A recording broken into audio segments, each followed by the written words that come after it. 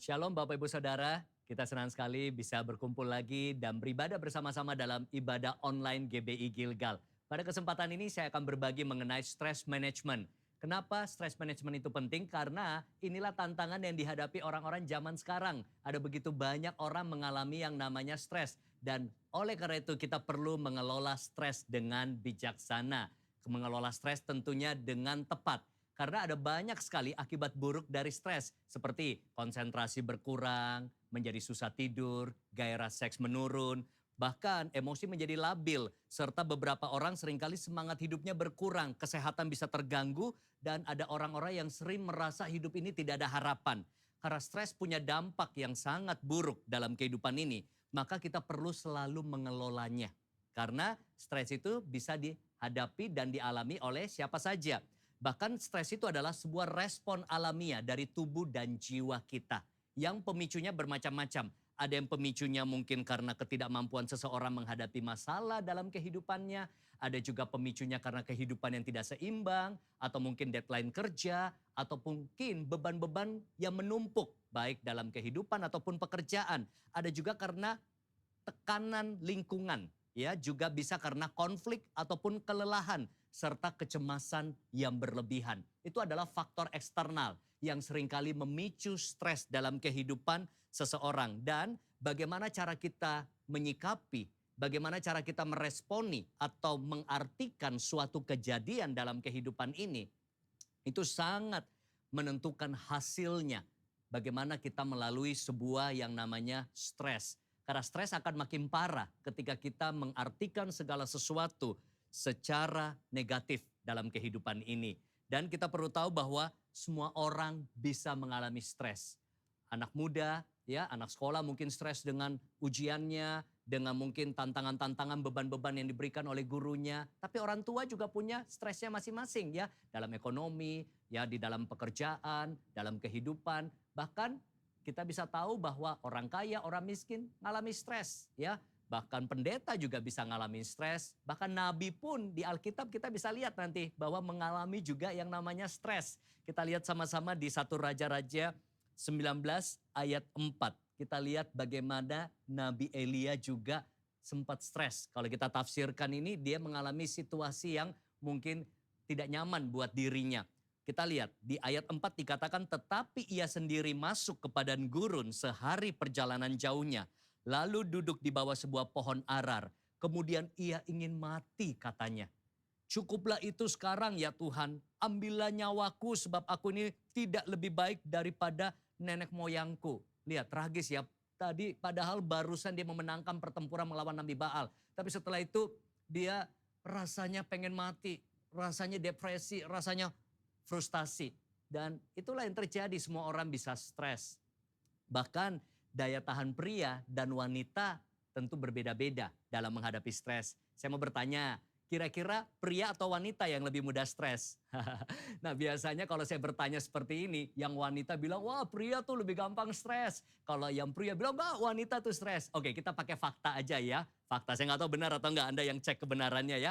Katanya kalau wanita suaminya meninggal biasanya masih bisa bertahan hidup selama 20 tahun. Wow. Sedangkan pria saat istrinya meninggal biasanya nggak lama ikut meninggal. Kalau nggak menikah lagi katanya ya, nggak tahan gitu ya. Nah bahkan kalau lihat pria di PHK yang biasa berjuang itu cari nafkah istrinya gitu ya. Kadang-kadang ada pria yang udah tidur aja, udah bingung, merokok, udah nggak tahu mau ngapain gitu ya. Bahkan saat perceraian pun kadang-kadang ya anak itu lebih ikut ibunya daripada bapaknya. Tapi kita nggak bisa generalisasi ya. Jadi kembali lagi setiap orang pasti beda-beda. Tetapi personality orang pun bisa mempengaruhi responnya terhadap stres. Memang dalam hidup ini ya ada tipe itu peresah. Ada juga tipe yang penggembira lah kalau kita katakan ya. Jadi kalau peresah ini lebih mudah stres. Apa-apa cemas, apa-apa dipikirin detail ya. Apa-apa jadi ribet gitu ya. Dan saya lihat teman-teman saya yang peresah itu kelihatan ciri-cirinya ya. Biasa bawa tas gede gitu. Isinya apa? Ada minyak kayu putih, ada suplemen, ada misalnya herbal lah, obat ya, bawa tisu ini, tisu itu, wah macam-macam perkakasnya. Kalau kita tanya buat apa? Jaga-jaga gitu ya. Nah jadi kalau pergi retret kadang-kadang cuma semalam, 2 malam, bawa 2 koper, peralatannya lengkap banyak. Walaupun bajunya juga nggak semua dipakai. Tapi dia selalu pikir jaga-jaga, jaga-jaga. Dan biasanya udah 1 minggu sebelum udah di checklist apa aja yang dibawa. Tapi saya ketemu juga ada teman saya tuh penggembira banget, easy going. Ya kalau yuk ke puncak yuk, makan sate yuk, udah langsung pergi. Kadang-kadang retret pun cuma modal bawa apa? Bawa kantong kresek gitu ya. Wah, karena dia tahu mungkin tipe peresah sudah bawain. Nanti sebentar, pinjam dong odolnya. Ada obat sakit kepala nggak? Kalau bisa pinjam dong baju dalamnya gitu. Wah, jadi dia tahu si ada yang bawain gitu ya. Tipe peresah dia mah easy going banget gitu ya. Jadi apa-apa kadang-kadang beda personality juga beda respon terhadap stres. Nah hari ini saya mau membahas bagaimana Anda dan saya bisa mengelola stres dengan efektif. Ada 3 hal. Yang pertama adalah kita perlu memiliki kesadaran diri yang tinggi. Kenapa? Saat kita mulai stres, segera identifikasi ya, pemicunya apa? Tingkatkan kesadaran diri kita. Apa sih yang sebenarnya sedang terjadi pada diri saya dan Anda? Dan jangan mudah selalu mengartikan segala sesuatu dengan kata stres. Nah, kebanyakan orang terlalu cepat mengartikan segala sesuatu dengan kata stres. Nah, jadi apa-apa, aduh stres nih di jalan. Ingat, apakah benar stres di jalan? Atau kalau mungkin kita punya kesadaran diri, mungkin sebenarnya kita sedang lelah dalam perjalanan yang macet. Kalau lelah, mungkin habis melalui perjalanan kita butuh istirahat dan bisa pulih. Jadi jangan apa-apa langsung bilang stres nih. Ada lagi yang bilang, aduh stres nih, stres lihat pasangan saya, stres nih lihat suami atau istri saya. Apakah benar kita stres menghadapi pasangan kita? Atau mungkin kita cuma jengkel, atau mungkin kita kesel, kita marah. Solusinya mungkin jauh lebih mudah. Kita mengampuni, kita memaafkan, kita mengerti pasangan kita, ya. Jadi jangan apa-apa langsung bilang kata stres dulu. Nah, ada lagi stres nih dengan ekonomi saya. Oke, apakah benar stres? It's okay kalau benar-benar stres ya kita cari solusinya, kelolanya gimana. Atau mungkin kita cuma khawatir. Khawatir hari esok, mungkin kita perlu mengatur budgeting anggaran yang lebih baik. Jadi intinya tingkatkan kesadaran diri kita, jangan segala sesuatu karena kita nggak punya kata yang lain kita bilang stres. Saya pernah sharing dan saya bertanya di acara itu, di event itu banyak orang tua yang mungkin sudah berusia 50-an, 60-an tahun. Ataupun yang sedang mendengarkan kalau usia Anda 50-60 tahun, tolong jawab. Ya, saya bilang om, tante, misalnya opa, oma, dulu sering nggak di era tahun 50-an misalnya dengar kata stres? Banyak lo bilang enggak, jarang dipakai kata stres. Karena jarang dipakai kata stres mungkin, maka orang juga jarang merasa stres. Karena kita akan sulit merasakan apa yang kita tidak ketahui. Kalau sekarang kan bukan lagi stres, galau. Waduh gabut nih, galau nih, banyak istilah. Makanya dikit-dikit, kenapa lo? Galau. Kamu kenapa? Aduh galau nih. Jadi lihat, kata galau sering dipakai maka banyak orang galau. Coba ayo, saya mau tanya Bapak Ibu, ada nggak pernah mengalami perasaan, bukan stres ya, cheer-cheer? Ayo, ada nggak yang pernah mengalami cheer-cheer? Nggak tahu kan? Saya juga nggak tahu, saya cuma asal sebut aja. Karena kita nggak tahu itu apa cheer-cheer, kita nggak bisa merasakan cheer-cheer. Artinya apa? Jangan mudah segala sesuatu dimaknai dengan kata stres. Ya, tingkatkan kesadaran diri kita. Karena semakin kesadaran kita akan stres meningkat, maka akhirnya kita juga merasa selalu hidup kita stres. Jangan suka mendramatisir sesuatu keadaan atau masalah. Karena itu akan membuat kita makin merasa tidak nyaman. Seseorang yang merasa stres akan sulit memandang sesuatu secara proporsional. Makanya kadang-kadang dia perlu keluar dari dirinya sendiri. Artinya apa? Belajar melihat secara objektif. Atau paling baik adalah minta orang lain memberi kita masukan, memberikan kita arahan. Karena orang lain seringkali yang tidak menghadapi masalah yang kita hadapi, mereka bisa lebih jernih cara berpikirnya. Nah, atau mungkin kadang kita perlu waktu teduh, berdua bersama Tuhan. Kita lihat ayat firman Tuhan. Cukup panjang kita akan baca pelan-pelan ya. Dan kita melihat belajar lagi dari kehidupan Elia. 1 Raja-Raja 19 ayat 5 sampai 8. Jadi lanjutannya ya. Sesudah itu ia berbaring dan tidur di bawah pohon arar itu. Tetapi tiba-tiba seorang malaikat menyentuh dia serta berkata kepadanya, bangunlah, makanlah. ketika ia melihat sekitarnya, maka pada sebelah kepalanya ada roti bakar. Wah, roti bakar dikasih ya. Dan sebuah kendi berisi air, lalu ia makan dan minum. Kemudian berbaring pula. Tetapi malaikat Tuhan datang untuk kedua kalinya dan menyentuh dia. Serta berkata, bangunlah, makanlah. Sebab kalau tidak, perjalananmu nanti terlalu jauh bagimu. Maka bangunlah ia, lalu makan dan minum. Dan oleh kekuatan makanan itu ia berjalan 40 hari 40 malam lamanya sampai ke gunung Allah, yakni gunung Horeb. Lihat ya, malaikat datang kunjungi Elia, bukan bilang, Elia berdoa, ayo bersyafaat, ayo puasa. Bukan berarti itu nggak penting ya. Tapi ada kalanya yang saat itu dibutuhkan Elia adalah makan, istirahat, recover. Mungkin dia sudah pelayanan, sudah capek, sudah burn out. Dia butuh istirahat secara fisik, dia butuh recover secara mental dan recover spiritual dia. Jadi kalau kita punya kesadaran diri yang tinggi, kita tahu untuk stres ini, untuk situasi ini, apa yang aku butuhkan. Nah jadi lihat ya, bahkan di situ dikatakan apa? Dengan kekuatan makanan itu ia berjalan 40 hari 40 malam lamanya. Bukan dikatakan karena kekuatan doanya, mesbah keluarganya, puasanya. Penting, saya nggak katakan nggak penting saudara. Tapi dalam konteks ini yang Elia butuhkan, dia butuh makan. Dia butuh istirahat supaya bisa melanjutkan perjalanan dalam kehidupannya. Dalam mengatasi stres, kadang-kadang kita perlu memahami, perlu sebuah keseimbangan hidup. Ya, keseimbangan hidup. Dan kita lanjut ya, langsung lompat ayat 11 ya. Lalu firman-Nya, keluarlah dan berdiri di atas gunung itu di hadapan Tuhan. Maka Tuhan lalu, angin besar dan kuat yang membelah gunung-gunung dan memecahkan bukit-bukit batu, mendahului Tuhan. Tetapi tidak ada Tuhan dalam angin itu. Dan sesudah angin itu datanglah gempa. Tetapi tidak ada Tuhan dalam gempa itu. Dan sesudah gempa itu datanglah api. Tetapi tidak ada Tuhan dalam api itu. Dan sesudah api itu, perhatikan, datanglah bunyi angin sepoi-sepoi basah. Ini bicara sebuah keteduhan. Dalam ketenangan, dalam sepoi-sepoi, disitulah Tuhan hadir. Segera sesudah Elia mendengarnya, ia menyelubungi mukanya dengan jubahnya lalu pergi keluar dan berdiri di pintu gua itu.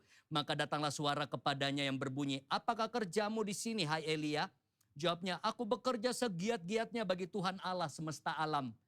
Karena orang Israel meninggalkan perjanjianmu, meruntuhkan mesbah-mesbahmu dan membunuh nabi-nabimu dengan pedang. Hanya aku seorang diri lah yang masih hidup dan mereka ingin mencabut nyawaku.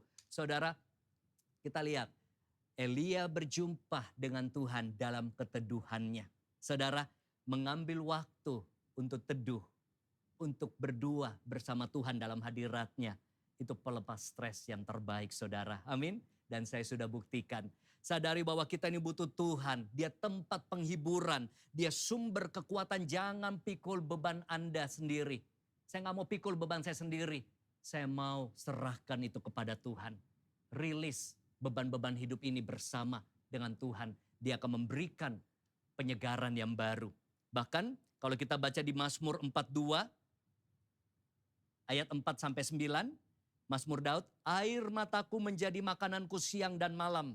Karena sepanjang hari orang berkata kepadaku di mana Allahmu, inilah yang hendak ku ingat. Sementara jiwaku gundah gulana. Kalau bahasa gaul sekarang galau ya. Gundah gulana, stres, Daud stres ya. Nah, bagaimana aku berjalan maju dalam kepadatan manusia, mendahului mereka melangkah ke rumah Allah dengan suara sorak-sorai nyanyian syukur dalam keramaian orang-orang yang mengadakan perayaan. Mengapakah engkau tertekan? Jiwanya Daud tertekan. Hai jiwaku dan gelisah di dalam diriku, berharaplah kepada Allah, sebab aku akan bersyukur lagi kepadanya, penolongku dan Allahku.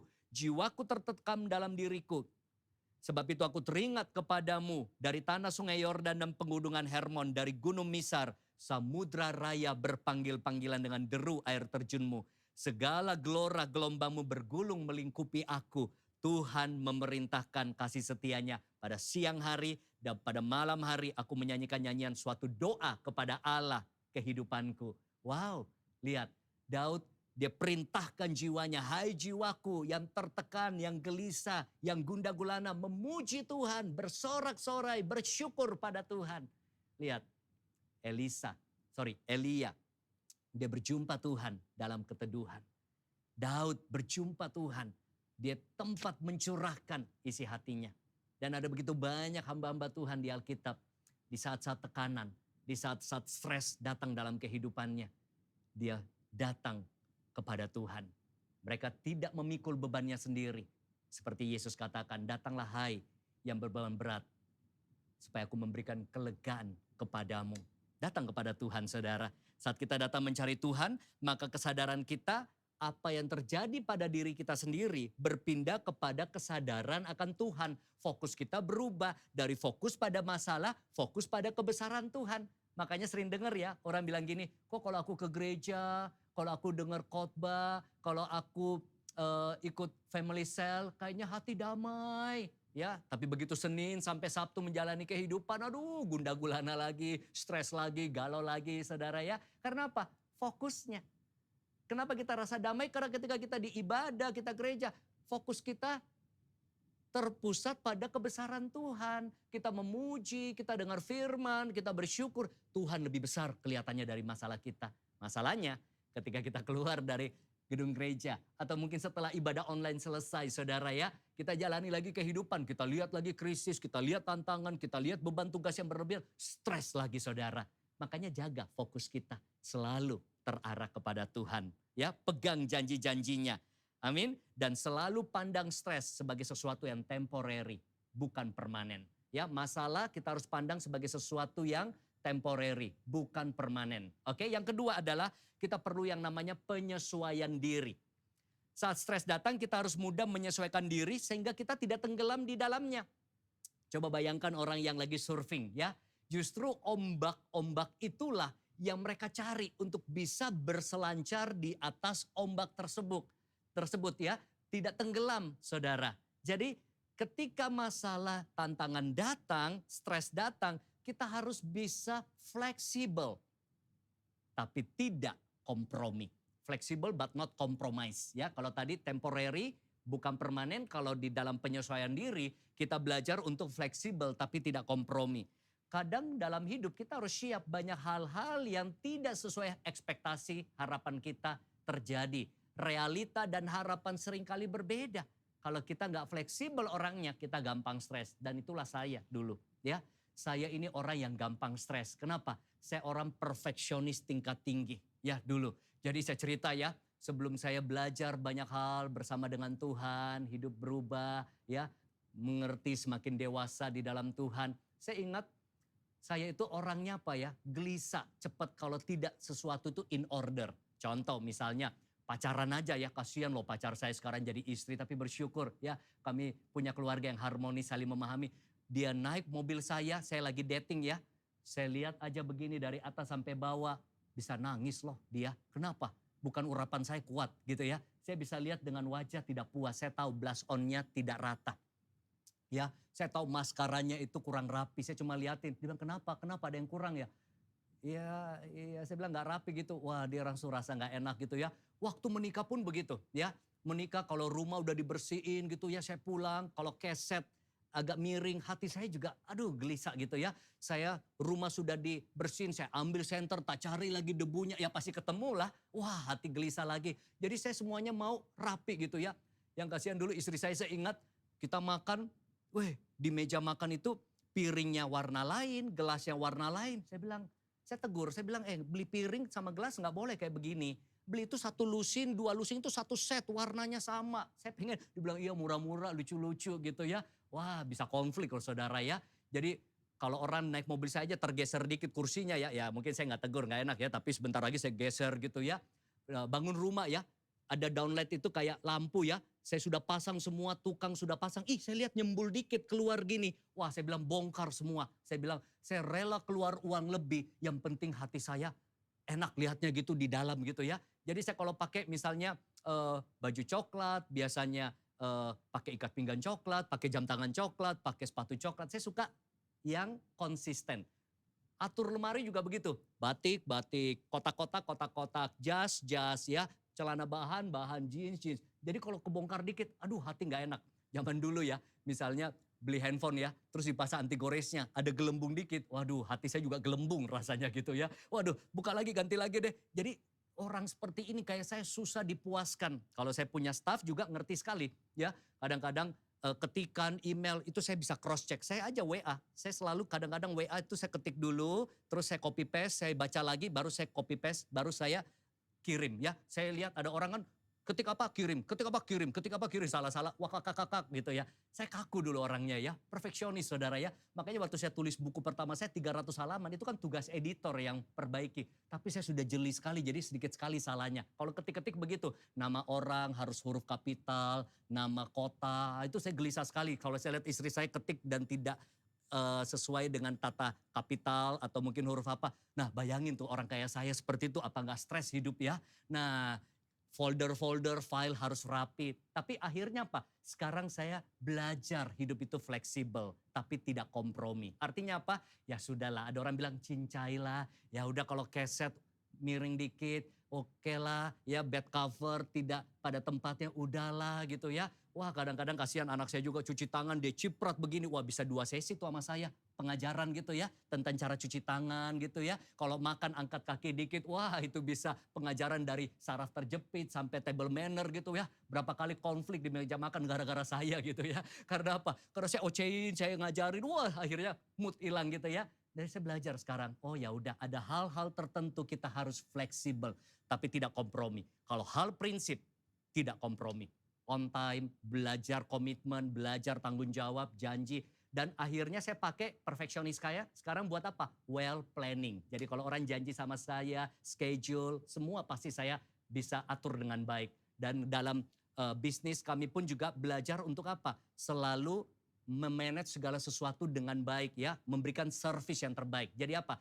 Tidak gampangan ya, tapi kita bisa mengerti kalau sesuatu itu terjadi tidak sesuai harapan. Jadi bisa enjoy hidup ini ya. Saya belajar banyak ya dalam tahun-tahun kehidupan saya untuk tidak mudah stres. Karena orang-orang seperti saya ini gampang sekali stres kalau perfeksionis. Dan yang terakhir adalah penguasaan diri. Nah, orang yang sedang stres, yang ketiga, perlu benar-benar belajar untuk mengendalikan dirinya. Kenapa? Karena biasanya saat seseorang stres akan mudah jadi sensitif, labil, mudah lepas kendali, bisa meledak-ledak saudara ya. Karena seseorang yang stres seringkali menyalahartikan apa yang terjadi pada dirinya, gampang salah persepsi, asumsi, kadang-kadang dapat nasihat, kritikan atau pendapat orang itu bisa disalah mengerti saudara ya. Dan cenderung mengaitkan segala sesuatu dengan dirinya. Ini bisa memperparah keadaan saudara ya. Jadi baik secara eksternal maupun hal-hal internal dalam diri seseorang. Makanya yang ketiga ini adalah jadikan stres sebagai sesuatu yang konstruktif, bukan destruktif. Artinya apa? Justru stres kalau dikelola dengan baik bisa jadi sesuatu yang konstruktif atau membangun. Contoh, stres mau ujian, itu membangun sekali motivasi kita untuk persiapan. Ada target kerja, ada target sales marketing, itu bisa menjadi motivasi yang tinggi, stres itu untuk kita kejar target. Ya. Atau mungkin ada stres di dalam keluarga, itu menjadi sarana untuk kita evaluasi diri, perbaiki diri. Apa sih yang membuat saya sering konflik? Oh mungkin komunikasi saya perlu diperbaiki setiap saya kali ngomong, saya kelepasan orang lain kerasukan misalnya. Oh mulut saya ini perlu diperbaiki gitu ya. Jadi kalau kita bisa kelola stres dengan baik, itu menjadi sesuatu yang sangat konstruktif. Ya, sangat membangun diri kita. Jadi untuk takaran tertentu orang butuh stres dalam hidupnya. Kalau enggak hidup itu monoton, flat, boring kalau enggak ada riak-riak atau stres gitu ya. Nah makanya ada istilah, don't be stressed by something you cannot control. Ini saya belajar bahwa dalam hidup ada hal-hal banyak di luar kendali kita. Situasi, keadaan, orang lain ya. Kehidupan ini penuh banyak hal di luar kendali. Jadi jangan terlalu stres lah kalau hal-hal kita nggak bisa kendalikan. Tapi fokus pada apa yang bisa kita kendalikan. Respon kita, sikap kita, perkataan kita, cara berpikir kita. Itulah yang penting kita kontrol ya. Dan yang penting sekali adalah mengontrol pikiran kita. Karena pikiran kita menentukan perasaan kita. Perasaan kita menentukan tindakan dan tindakan menentukan hasilnya. Persepsi menentukan emosi, emosi menentukan aksi, aksi menentukan hasil. Nah, saya buka ayat terakhir ya. Di Filipi 4 ayat 4-9. Saya buka ayat firman Tuhan dan saya akan bacakan buat saudara. Bersukacitalah senantiasa dalam Tuhan. Sekali lagi kukatakan bersukacitalah. Hendaklah kebaikan hatimu diketahui semua orang. Tuhan sudah dekat. Janganlah hendaknya kamu khawatir tentang apapun juga, tetapi nyatakanlah dalam segala hal keinginanmu kepada Allah dalam doa dan permohonan dengan ucapan syukur. Damai sejahtera Allah yang melampaui segala akal akan memelihara hati dan pikiranmu dalam Kristus Yesus. Saya percaya ini yang kita butuhkan. Damai sejahtera Allah yang melampaui segala akal memelihara pikiran dan hati kita supaya nggak mudah stres, saudara.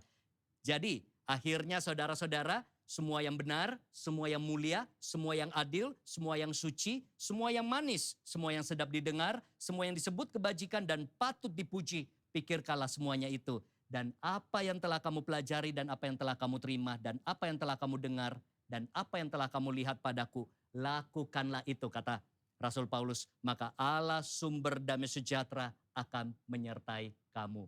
Saudara, kita belajar, kita perlu mengontrol diri kita untuk kita bisa sungguh-sungguh ya menghadapi stres, mengelola stres dengan efektif. Sehingga kehidupan kita sebagai anak-anak Tuhan, kita menjadi pribadi-pribadi yang tangguh, pribadi-pribadi yang siap menghadapi stres dengan cara Tuhan, kita bisa responi dengan tepat.